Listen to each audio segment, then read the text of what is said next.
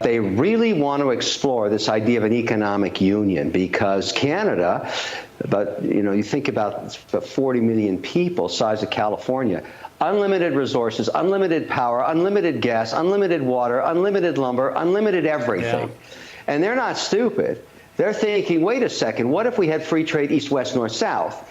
And that we put all our resources in, instead of squabbling on our own border between Canada and the United States, and put all that money up into protecting ourselves against the Chinese and the Russians up north.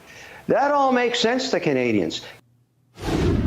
So that was Kevin O'Leary on Fox Business earlier this morning. So the Alberta Premier, Danielle Smith, is here. There are way too many barriers for Canada to join the United States in terms of statehood. But why do you think the idea of statehood is resonating with Canadians? I think it's resonating with Americans more than Canadians, frankly. I think there's a number of Canadians who are really concerned that what started off as a joke seems to keep on coming back and back and back. What Canadians really want is a preservation of the incredible trading and defense partnership that we've had with the Americans since our founding. We are the largest trading partner with the United States. We buy more goods from the United States than anyone else. Mexico is second. We buy more goods, in fact, than Germany, Italy, France, the UK, and Vietnam combined. So we have a very strong relationship. What we're worried about here is a 25% tariff that could potentially disrupt that cross-border trade flow. So I think there are some people putting forward ideas about how that might be resolved. I personally think the way it would be to resolve is to have no tariffs, as we've had in the past, and get back to talking about some of the other trade irritants that are causing the new incoming president to have concerns about Canada as a partner. Well, and you and I have talked before about the border between the U.S. and Canada. There's now a $1.3 billion security proposal on the Canadian side. Last Friday, the Canadian foreign minister and the finance minister met with President-elect Trump, as well as the border czar. Out of that meeting, one official saying that President-elect is more focused, away from literally the border, but to the trade deficit that the U.S. has Canada. What do you make of all that?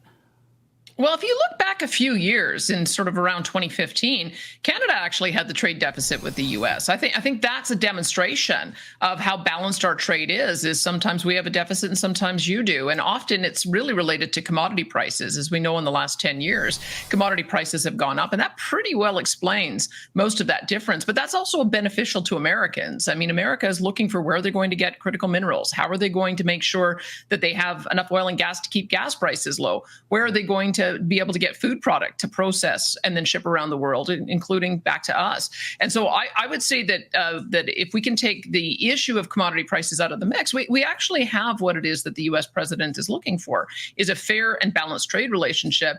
I think that personally that the president has good reason to turn his sights to other jurisdictions that that have a massive trade deficit, or not buying the equivalent amount of American goods. And that seems to me to be where his issue lies. I think Canada will continue to be a really great trading partner with the United States, and that balanced trade is what other countries should be aspiring to.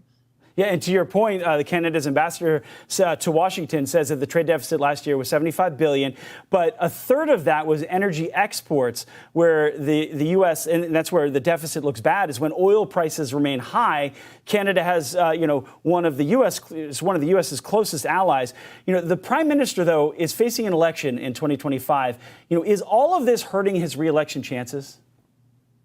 Most definitely. I mean, I think you're beginning to see even his own party is calling for an election, or for him to resign. I've been calling for an election for some time. We are now, with the United States and the inauguration on January 20th, facing a president who has a 4-year mandate.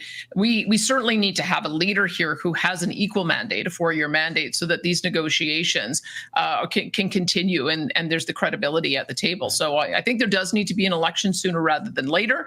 And I hope that we don't end up seeing really massive tariffs and a beginning of a trade war in the meantime. I think that would be terrible for both Canadian consumers and American consumers. Because to your point about energy, part of the benefit you get from having Canadian energy is if we had a 25% tariff, it would cost $1 a gallon more. And I don't think American consumers want that. We're running out of time. I want to get this in 15 seconds. You're coming to the inauguration of President-elect Trump. Why is it important for you to be here for that?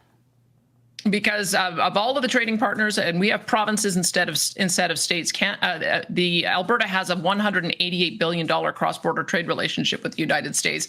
I want to talk to as many members of the incoming administration as I can to make sure that that trading partnership stays strong, and know that we're here as a friend and ally. We're here to help. And warm things up. I appreciate it.